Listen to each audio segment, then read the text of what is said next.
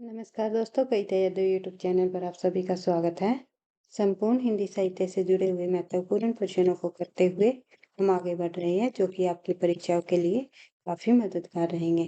किसी भी स्टेट के अंतर्गत होने वाली टीजीटी पीजीटी हिंदी संबंधी परीक्षा हो या फिर यूजीसी नेट की परीक्षा हो या कोई अदर परीक्षा हो जिसमें हिंदी साहित्य संबंधी प्रश्न पूछे जाते हैं, उन सभी विद्यार्थियों के लिए काफी मददगार क्लास रहेगी ये, क्योंकि इन्हीं तथ्यों में से, इन्हीं प्रश्नों में से बार बार परीक्षाओं में पूछे जाते हैं।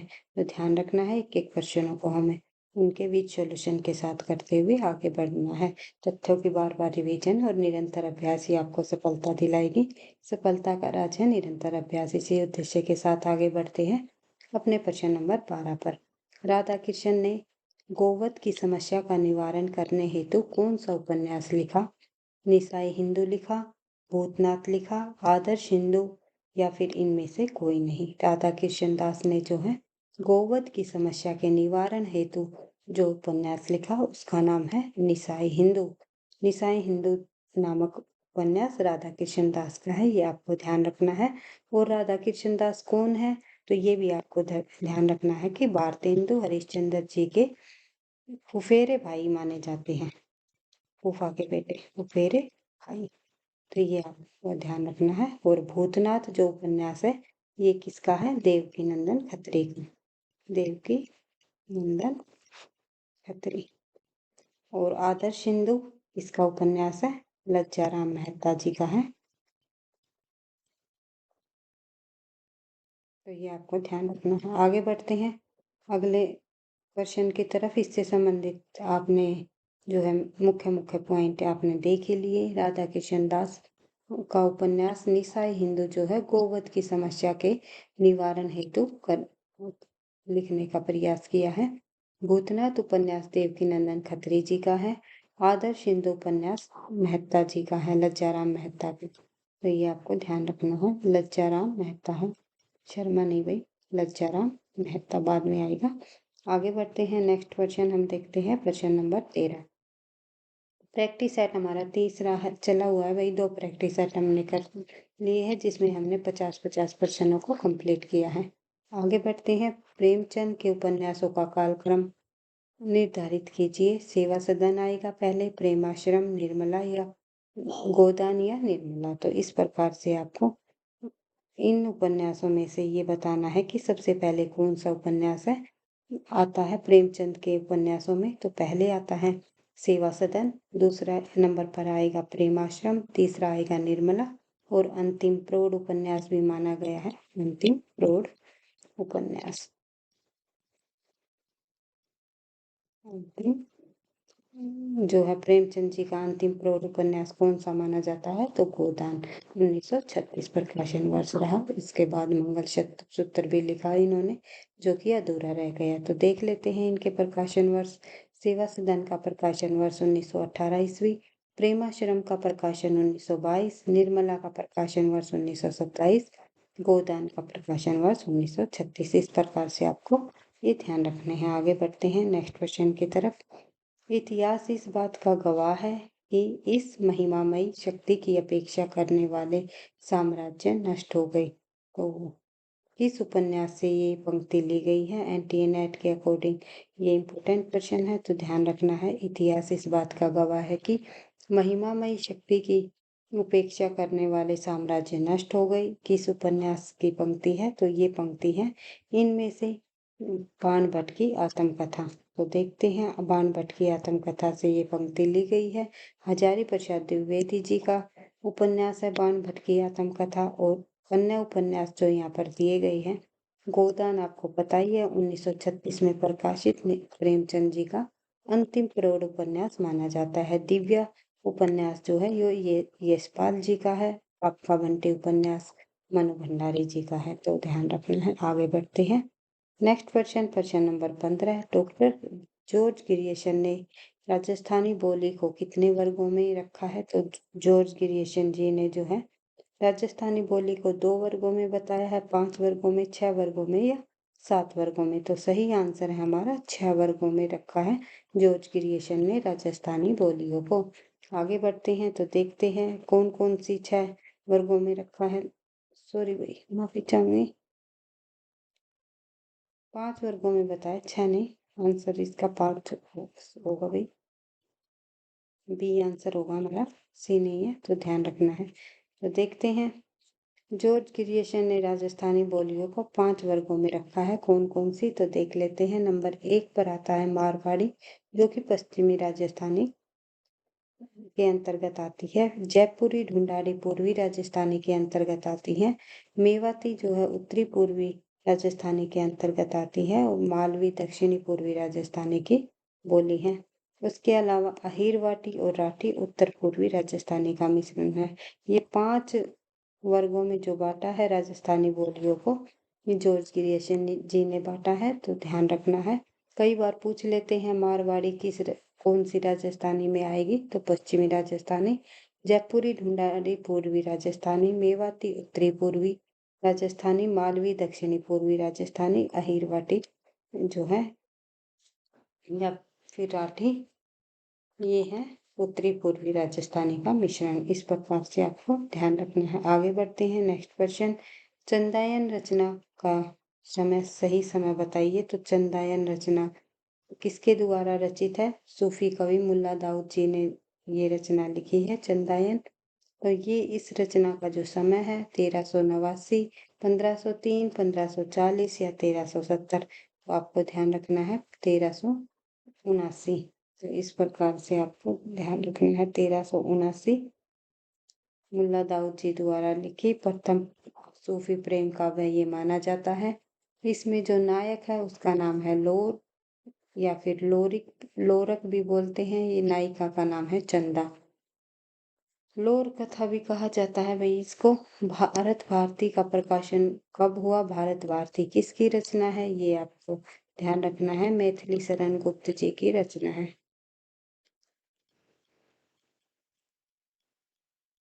मैथिली शरण गुप्त जी की काफी प्रसिद्ध रचना रही है भारत भारती। प्रकाशन वर्ष पूछा है आजकल, प्रकाशन वर्ष से काफी सारे प्रश्न हमें परीक्षाओं में देखने को मिलते हैं, इसलिए ये परीक्षा की दृष्टि से इम्पोर्टेंट पॉइंट है। तो जितने भी मुख्य मुख्य रचनाएं हैं उनके प्रकाशन वर्ष को आपको ध्यान रखना है। भारत भारती का जो प्रकाशन 1912 में हुआ, तो ये आपको ध्यान रखना है। मैथिली शरण गुप्त जी द्वारा रचित भारत भारती 1912 में प्रकाशित हुई। भारत भारती काव्य ग्रंथ के लेखक मैथिली शरण गुप्त है। गुप्त जी भारत भारती की रचना की मूल प्रेरणा मुत्सद्देहाली तथा ब्रजमोहन दत्तात्रेय के विकृत भारत दर्पण पुस्तक से ली है। इतना ही पूछा जाता है किस पुस्तक से ली है, तो ध्यान रखना है भारत दर्पण पुस्तक से ली है इसकी मूल प्रेरणा। आगे बढ़ते हैं, नेक्स्ट क्वेश्चन, कैलाग ने तुलसी की भाषा को क्या कहा? कैलाग ने जो पाश्चात्य विद्वान हुए हैं, उन्होंने तुलसी की भाषा के बारे में क्या कहा? पुरानी बेसवाड़ी, छत्तीसगढ़ी, गडावली या मगही। तो उन्होंने जो है तुलसीदास की भाषा को जो है पुरानी बेसवाड़ी नाम दिया है। आगे बढ़ते हैं, देखते हैं नेक्स्ट पॉइंट, कैलाग ने तुलसी की भाषा को पुरानी बेसवाड़ी कहा है। कैलाग ने जिसे पुरानी बेसवाड़ी कहा, वह वस्तुतः पुरानी अवधि है, जो कि रामचरितमानस महाकाव्य लिखा गया। उन्होंने कैलाग ने तुलसी की जो भाषा है उसको पुरानी बेसवाड़ी नाम दिया है। कुछ लोगों ने बेसवाड़ी के अंतर्गत अवधि और बघेली दोनों को रखा है, तो ये आपको ध्यान रखना है। आगे बढ़ते हैं, अजात शत्रु नाटक कब प्रकाशित हुआ? 1922 में, 1926 में, 1930 में या 1931 में। तो अजात शत्रु जो नाटक है किसका है? जयशंकर प्रसाद जी का है, तो ये भी आपको ध्यान रखना है। जयशंकर प्रसाद जी नाटक के क्षेत्र में काफी प्रसिद्ध साहित्यकार रहे हैं। काफी कहा जाता है इनके नाटक जो है काफी प्रसिद्ध नाटक हुए हैं, जैसे कि चंद्रगुप्त नाटक इनका, ध्रुवस्वामिनी, स्कंदगुप्त, अजातशत्रु आदि नाटक जो है इनके काफी प्रसिद्ध नाटक है। तो देखते हैं 1922 ईस्वी जो है इसका प्रकाशन वर्ष रहा है अजातशत्रु नाटक का। तो देखते हैं, अजातशत्रु नाटक सन 1922 में प्रकाशित हुआ। इसके लेखक जयशंकर प्रसाद जी है प्रमुख। और अन्य प्रमुख नाटक देख लेते हैं, जैसे कि सज्जन सज्जन नाटक का प्रकाशन वर्ष 1910, कल्याणी परिणय 1912, करुणालय जो कि इनका गीति नाट्य माना जाता है 1912, प्रायश्चित 1913, राज्यश्री 1915, विशाख 1921, जन्मेजय का नागयज्ञ जो है 1926 में प्रकाशित हुआ। तो सभी नाटकों के प्रकाशन वर्ष इंपॉर्टेंट है परीक्षा की दृष्टि से, तो ध्यान रखना है। आगे बढ़ते हैं नेक्स्ट क्वेश्चन की तरफ। नेक्स्ट क्वेश्चन में दिया गया है धराधर धामन शीर्षक से कालिदास के मेघदूत का अत्यंत सरस पद्यबद्ध अनुवाद निम्नलिखित में से किसने किया है? तो धराधर धामन शीर्षक से जो कालिदास के मेघदूत का अत्यंत सरस पद्यबद्ध अनुवाद है, इनमें से मैथिली शरण गुप्त जो द्वारा किया गया है, या फिर राय देवी प्रसाद पूर्ण, गया प्रसाद शुक्ल स्नेही, या फिर रामचरित उपाध्याय। तो सही आंसर होगा भाई इस प्रश्न का बी, राय देवी प्रसाद पूर्ण। इनकी प्रमुख कृतियां कौन कौन सी है जो कि परीक्षा की दृष्टि से काफी इंपॉर्टेंट है? जैसे कि स्वदेशी कुंडल इंपॉर्टेंट रचना है इनकी, राय देवी प्रसाद पूर्ण की मृत्युंजय, राम रावण विरोध और राज दर्शन। तो इनमें स्वदेशी कुंडल ही काफी बार पूछी जाती है। आगे बढ़ते हैं साहित्य में प्रयुक्त भाषा के आधार पर नामवर सिंह ने अपभ्रंश के कितने भेद दिए हैं? तो साहित्य में प्रयुक्त भाषा के आधार पर नामवर सिंह ने अपभ्रंश के निम्नलिखित में से 2 भेद बताए हैं। देखते हैं इससे जुड़े हुए कुछ अन्य तथ्य। तो कितने भेद बताए हैं? 2 भेद नामवर सिंह ने अपभ्रंश के। कौन कौन से? एक है इनका अपभ्रंश का पूर्वी अपभ्रंश,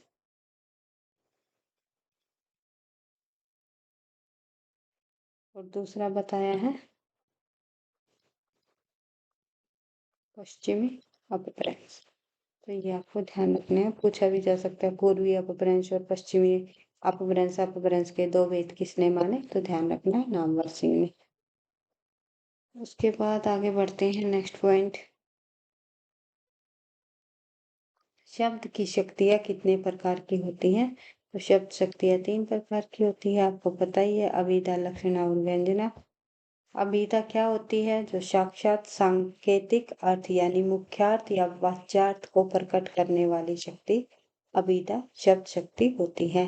लक्षणा में मुख्यार्थ का बोध होने पर रूढ़ि का प्रयोग के कारण यदि मुख्यार्थ का संबंध अन्य अर्थ की प्रतीति से हो तो उसे लक्षणा शब्द शक्ति कहते हैं। व्यंजना जब किसी शब्द के अभिप्रेरित अर्थ का बोध न तो मुख्यार्थ से होता है, न ही लक्षणार्थ से होता है, अपितु कथन के संबंध के अनुसार अलग अलग अर्थ से या फिर व्यंग्यार्थ से प्रकट होता है, वहां पर व्यंजना शब्द शक्ति होती है। आगे बढ़ते हैं कौन सा भाषा कौन सी जो है भाषा वियोगात्मक भाषा है? इनमें से कौन सी जो है भाषा हमारी वियोगात्मक भाषा मानी गई है? तो ये आपको बताना है संस्कृत, अपभ्रंश, प्राकृत या फिर पाली। इनमें से जो है वियोगात्मक भाषा वही अपभ्रंश रहेगी। अपभ्रंश और अपभ्रंश के बाद की जितनी भी भाषाएं हैं, जैसे हिंदी अपभ्रंश से फिर बाद में हिंदी का विकास हुआ था, और हिंदी से जो जितने भी ये हिंदी तक की भाषाएं निकली वे सभी हमारे वियोगात्मक में आएगी। संस्कृत, प्राकृत और पाली संयोगात्मक मानी जाती है। तो ये आपको ध्यान रखना है, ये तीनों संयोगात्मक भाषा रही है। अपभ्रंश और हिंदी जो है वियोगात्मक भाषा मानी गई। आगे बढ़ते हैं तो देखते हैं इससे जुड़े हुए कुछ और अन्य तथ्य हैं। अपभ्रंश भाषा वियोगात्मक भाषा है। आकृति और रूप की दृष्टि से अपभ्रंश तथा हिंदी वियोगात्मक या विश्लिष्ट भाषा मानी गई है। संस्कृत, पाली और प्राकृत संयोगात्मक भाषा है। तो आपको ध्यान रखना है जो जिस भाषा में जो है जिस भाषा में जैसे संस्कृत भाषा है हमारी, जिस भाषा में कारक चिन्ह को बिल्कुल उनके अंदर ही सटाकर लिख दिया जाता है, भी हमारी संयोगात्मक भाषा होती है। और विभक्तियां जैसे हिंदी में हम ने, के, में, से, ये सब जो कारक चिन्ह हमारे विभक्तियां हैं, उनको शब्द से अलग करके लिखते हैं वो हमारी वियोगात्मक भाषा कहलाती है। तो ये आपको ध्यान रखना है। संस्कृत में विभक्तियों को हम अलग करके नहीं लिखते, उसके साथ ही मिलाकर लिखते हैं, तो संयोगात्मक भाषा रहेगी। और तीनों भाषा ही संयोगात्मक है, संस्कृत, पाली और प्राकृत। ये पूछा जाता है कई बार परीक्षाओं में, तो ध्यान रखना है। आगे बढ़ते हैं। साहित्य लहरी के रचयिता कौन है? नंददास है, चतुर्भुज दास है, सूरदास है, या फिर कृष्णदास है? तो साहित्य लहरी लिखी है सूरदास जी ने। साहित्य लहरी दृष्टकूट पदों पर आधारित रचना है सूरदास जी की साहित्य लहरी। और साहित्य लहरी 1550 ईस्वी में अलंकार और नायिका भेदों का उदाहरण प्रस्तुत करने वाली। कितने पद है इसमें? दृष्टिकूट पद मना बताई गई है। दृष्टि पद 118। तो ये भी आपको ध्यान रखना है। आगे बढ़ते हैं। इनकी अन्य कृतियां कौन कौन सी है? सूरसागर सूरदास जी द्वारा लिखी गई सूरसागर, सूरसारावली और साहित्य लहरी, ये तीनों इंपोर्टेंट रचनाएं हैं। आगे बढ़ते हैं। जस हरचरीव के लेखक शंभू है, पुष्यदंत है, धनपाल है, या फिर अब्दुल रहमान है? जस हरचरीव रचना किसके द्वारा लिखी गई? तो ध्यान रखना है, ये रचना है पुष्यदंत जी की। जस हरचरीव, महापुराण और 3-4 रचनाएं हैं पुष्यदंत जी की। गय कुमार चरिव, तो ये ध्यान रखना है। जस हरचरीव, महापुराण और गय कुमार चरिव, ये 3 रचनाएं हैं। महापुराण के अंतर्गत 63 महापुरुषों के जीवन का चरित्र वर्णन इसमें दिया गया है। पुष्यदंत को हिंदी का भवभूति भी कहा जाता है। काफी इंपॉर्टेंट पॉइंट है, कई बार पूछ लिया जाता है। निम्नलिखित में से किसको हिंदी का भवभूति कहा गया है? पुष्यदंत को हिंदी का भवभूति कहा गया है। और एक पॉइंट और है पुष्यदंत से संबंधित, कि इसे हिंदी का प्रथम कवि किसने माना? पुष्यदंत को हिंदी का प्रथम कवि किसके द्वारा माना गया? तो ध्यान रखना है, शिव सिंह सेंगर। शिव सिंह सेंगर ने हिंदी का प्रथम कवि किसको माना है? पुष्यदंत को। तो ये पॉइंट भी आपको ध्यान रखना है।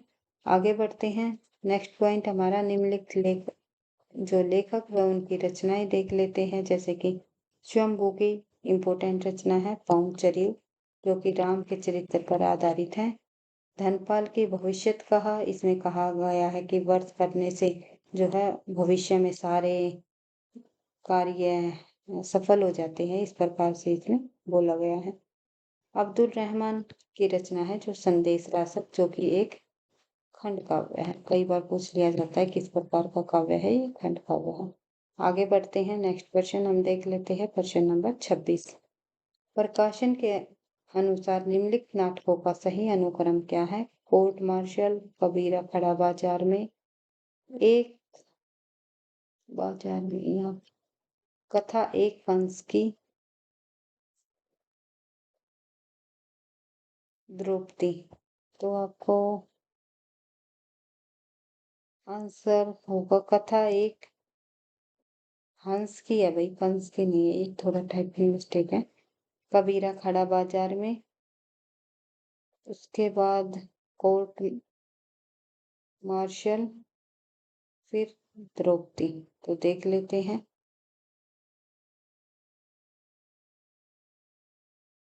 किटी में भाई पूरा नहीं दिया गया, तो माफी चाहूंगी। तो इसमें हम सबसे पहले करेंगे द्रौपदी। द्रौपदी आएगा, ये यहाँ पे लिखा हुआ है। कथा एक हंस की, कबीरा खड़ा बाजार में, और कोर्ट मार्शल स्वदेश दीपक का। तो इनको यहाँ पर आप सही सीक्वेंस से देख सकते हो। और इनके प्रकाशन वर्ष को भी याद रखना है, क्योंकि प्रकाशन वर्ष पूछ लिया जाता है इंपोर्टेंट रचनाओं का। तो देखते हैं द्रौपदी, जो कि सुरेंद्र वर्मा जी का नाटक है, 1972 में प्रकाशित हुआ। ये कथा एक हंस की आएगा भैया। दया प्रकाश सिन्हा जी की है, 1976 में। कबीरा खड़ा बाजार में भीष्म साहनी जी की रचना है, 1981 में। कोर्ट मार्शल स्वदेश दीपक की है, 1991 में। आगे बढ़ते हैं, देखते हैं नेक्स्ट क्वेश्चन। थोड़ा टाइपिंग मिस्टेक की वजह से थोड़ा कंफ्यूजन हो गई, माफी चाहूंगी। आगे बढ़ते हैं, नेक्स्ट क्वेश्चन है हमारा, मोरा जोगना नवेल रा भयो है गुलाल, कैसे घर दीनी बकस मोरे माल। तो ये जो पंक्तियां हैं, ये इन पंक्तियों के रचयिता कौन है? तो अमीर खुसरो जी हैं इन पंक्तियों के रचयिता हैं। आदिकाल के प्रसिद्ध कवि माने जाते हैं अमीर खुसरो। आगे बढ़ते हैं तो देखते हैं मीरा की उपासना किस प्रकार की रही है। तो मीरा की उपासना माधुर्य भाव की रही है, ये आप सभी को पता है। दास्य भाव की किसकी रही है? तुलसीदास जी की। और साख्य भाव की सूरदास जी की। आगे बढ़ते हैं तो देखते हैं मीराबाई की उपासना माधुर्य भाव की, अर्थात वे अपने इष्ट देव श्री कृष्ण की भावना प्रीतम या पति के रूप में करती थी। जब लोग इन्हें खुले मैदान मंदिरों में पुरुष के सामने जाने से मना करते थे, तब वे कहती थी कृष्ण के अतिरिक्त, श्री कृष्ण के अतिरिक्त जो है, कृष्ण के अतिरिक्त और पुरुष है कौन जिसके सामने लज्जा करूं। तो ये अगर कथन पूछ लिया जाए किसका है, तो मीराबाई का है, मीराबाई। आगे बढ़ते हैं, मीराबाई का नाम भारत के प्रधान भक्तों में लिया जाता है और उनका गुणगान नाभाजी, ध्रुवदास, व्यास जी, मलुकदास सब भक्तों ने किया है। और तुलसीदास से जब इन्होंने एक पत्र में लिख करके भेजा कि मेरे जो सगे संबंधी है, मेरे घर परिवार के जो लोग हैं, मुझे भक्ति नहीं करने दे रहे, तो विनय पत्रिका का एक पद जो है तुलसीदास ने इसको उत्तर में लिख करके दिया कि ऐसे जो है, जो परिवार के लोगों को आप त्याग दो, छोड़ दो, तो ही आपके लिए सही रहेगा। ईश्वर की भक्ति इसको जो रोकता है वो आपका सगा संबंधी नहीं है। तो इस प्रकार का पद तुलसीदास जी ने लिख करके मीराबाई को दिया था। विनय पत्रिका के माध्यम से में ये दोहा लिखा हुआ है, तो ध्यान रखना है। इनके कुछ पद तो राजस्थानी मिश्रित भाषा में है और कुछ विशुद्ध साहित्यिक ब्रज भाषा में है, पर इनमें प्रेम की तालीनता समान रूप से पाई जाती है। यानी कि राजस्थानी मिश्रित भाषा, अगर मीरा की भाषा पूछी जाए तो राजस्थानी मिश्रित भाषा रहेगी। ब्रज भाषा कुछ पद जो इन्होंने जो है ब्रज भाषा में भी लिखे हैं। निम्नलिखित में से कौन सी रचना व्याकरण ग्रंथ है? कीर्ति पताका, चर्या पद, उक्ति व्यक्ति प्रकरण या फिर वर्ण रत्नाकर। इनमें से जो है व्याकरण ग्रंथ संबंधी जो ग्रंथ है वो है उक्ति व्यक्ति प्रकरण, जो कि दामोदर जी का है, दामोदर शर्मा का ग्रंथ है ये। तो और अन्य रचनाएं आपको पता ही है। महाराज गोविंद चंद के सभापति दामोदर शर्मा 12वीं शताब्दी में जो उक्ति व्यक्ति प्रकरण नामक जो रचना लिखी, ये एक व्याकरण ग्रंथ संबंधी रचना है। इस ग्रंथ में गद्य और पद्य दोनों शैलियों की हिंदी भाषा में तत्सम शब्दावली के प्रयोग की बढ़ती हुई प्रवृत्ति का हमें पता चलता है। यह रचना एक व्याकरण ग्रंथ है। कीर्तिलता और जो है कीर्ति पताका, इन दोनों रचनाओं का जो लेखक है वो विद्यापति जी है। कीर्तिलता और कीर्ति पताका तो ध्यान रखना है। चर्यापद शबरपा ये प्रसिद्ध पुस्तक है। कीर्तिलता और कीर्ति पताका ये अवहट भाषा में लिखी थी विद्यापति जी द्वारा। आगे बढ़ते हैं। चर्यापद शबरपा की प्रसिद्ध पुस्तक है। वर्ण रत्नाकर के लेखक ज्योतिश्वर ठाकुर नामक मैथिली कवि हैं। तो वर्ण रत्नाकर किसके द्वारा लिखी गई? तो ये ध्यान रखना है, ज्योतिश्वर ठाकुर की रचना वर्ण रत्नाकर एक गद्यात्मक रचना रही है, गद्य में लिखी गई है और 14वीं शताब्दी की ये रचना है। 14वीं शताब्दी कई बार पूछ लेते हैं और मैथिली भाषा में लिखी है। आगे बढ़ते हैं। आज का हमारा अंतिम प्रश्न, प्रश्न नंबर 30, प्रबंध चिंतामणि के रचयिता कौन है? दामोदर शर्मा, कवि आसकू या फिर रोड़ा कवि या मेरुतुंग। तो प्रबंध चिंतामणि जो के रचनाकार जो है मेरुतुंग है। आगे बढ़ते हैं। प्रबंध चिंतामणि जैन साहित्य का एक महत्वपूर्ण ग्रंथ है। इस पुस्तक की रचना 1305 ईस्वी में मेरुतुंगाचार्य जी द्वारा की गई। यह ग्रंथ 5 खंडों में विभाजित है। इन खंडों में क्रमशः विक्राम विक, विक्रामांक और सातवाहन, मूलराज, मुंज, नृपति, भोज, सिद्धराज, जयसिंह, कुमारपाल, लक्ष्मण सेन, जयचंद आदि के विषयों में जानकारी मिलती है। ये पॉइंट पूछा नहीं जाता, वैसे भी इतना इम्पोर्टेंट नहीं है। आपको सिर्फ इतना याद रखना है कि प्रबंध चिंतामणि के रचयिता कौन है। तो प्रबंध चिंतामणि के रचयिता मेरुतुंगाचार्य जी हैं। आगे बढ़ते हैं। क्वेश्चन नंबर 31 हम जो है नेक्स्ट क्लास में करेंगे, और अन्य महत्वपूर्ण सभी क्वेश्चनों को हम इसी तरह प्रैक्टिस सेट के माध्यम से करते हुए आगे बढ़ते रहेंगे। तथ्यों की बार बार रिवीजन करते रहेंगे परीक्षा तक, जो कि आपकी यूजीसी नेट की परीक्षा हो या फिर जीआईसी की परीक्षा हो या यूपी टीजीटी पीजीटी परीक्षा हो, किसी भी स्टेट के अंतर्गत होने वाली टीजीटी पीजीटी परीक्षा हो, तो इन्हीं तथ्यों में से, इन्हीं प्रश्नों में से बार बार परीक्षाओं में प्रश्न पूछे जाते हैं। हिंदी साहित्य से संबंधित या फिर भाषा विज्ञान से संबंधित हो, या फिर आपका काव्य शास्त्र से संबंधित हो, सभी प्रश्नों को हम जो है इम्पोर्टेंट तथ्यों की बार बार रिवीजन करते हुए अपनी तैयारी को धीरे धीरे आगे बढ़ाते रहेंगे। सफलता का राज है निरंतर अभ्यास। अगर और अन्य कंटेंट के साथ आप क्लास लेना चाहते हो, तो कमेंट बॉक्स में आप कमेंट करके जो है पूछ सकते हो। हम जो है कंटेंट के साथ बिल्कुल जो है बार बार प्रैक्टिस करते हुए इम्पोर्टेंट तथ्यों की हम जो है तैयारी करने की कोशिश करेंगे। तो पढ़ते रहना, आगे बढ़ते रहना। थैंक यू, धन्यवाद। मिलते हैं नेक्स्ट वीडियो में।